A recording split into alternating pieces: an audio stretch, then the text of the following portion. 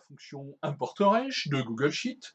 Aujourd'hui, nous allons plonger dans les détails de cette fonction puissante qui vous permet d'importer des données depuis d'autres feuilles de calcul Google Sheet. Commençons par un exemple concret. Pour cet exemple concret, j'ai fait un fichier qui s'appelle exemple 1, où j'ai un tableau élèves avec les notes des différents élèves.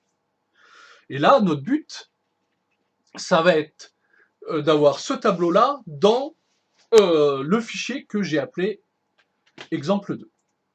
Donc on va voir le fichier exemple 2, le fichier exemple 2. Logiquement, j'ai qu'un problème de référence qui est logique, puisque je vous définis la fonction ImportRange. La fonction ImportRange, vous devez avoir la première partie qui est l'adresse URL et la seconde partie qui est la sélection. Ne pas oublier les guillemets pour chaque, parce que c'est quelque chose qui est très important. Donc, pour faire ça, il nous faut en premier lieu, première étape, c'est d'aller dans exemple 1 et d'aller chercher notre adresse URL. Notre adresse URL, c'est https://docs.google.com. Donc, vous copiez cette adresse-là. Vous allez dans votre fichier que moi j'ai appelé exemple 2.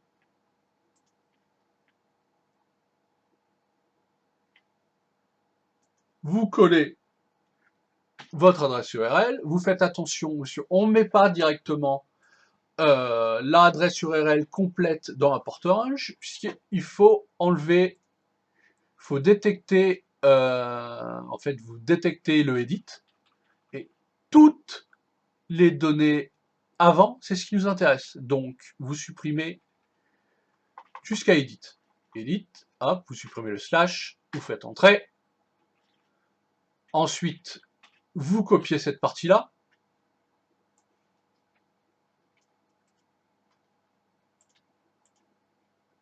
Vous allez dans votre formule, dans l'adresse URL, vous la copiez. Voilà. Et ensuite, on va s'occuper de la sélection. Bon, il met un problème de référence. Pour le moment, c'est logique. Alors, on va dans notre fichier exemple 1. Alors, là, notre but, c'est de importer notre tableau vers le fichier exemple 2. Donc pour ça, on voit que les données qui nous intéressent vont de A1 à A6 et de B1 à B6. On sait que le nom de l'onglet, c'est notes, c'est important. Donc, on va faire le nécessaire pour avoir ce tableau-là dans exemple 2.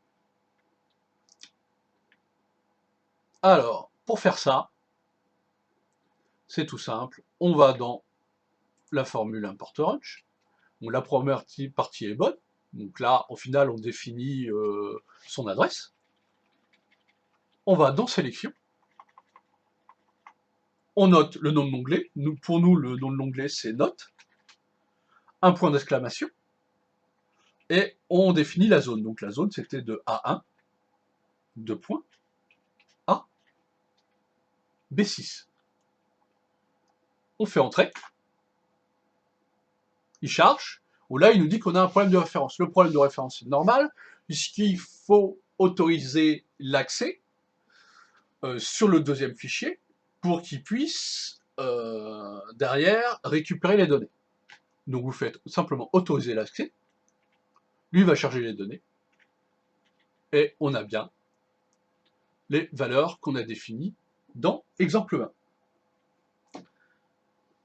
Donc, pour résumer, ImportRange est un outil utile pour importer des données dans Google Sheet. J'espère que cette vidéo vous a aidé à mieux comprendre comment l'utiliser efficacement. N'oubliez pas d'expérimenter par vous-même.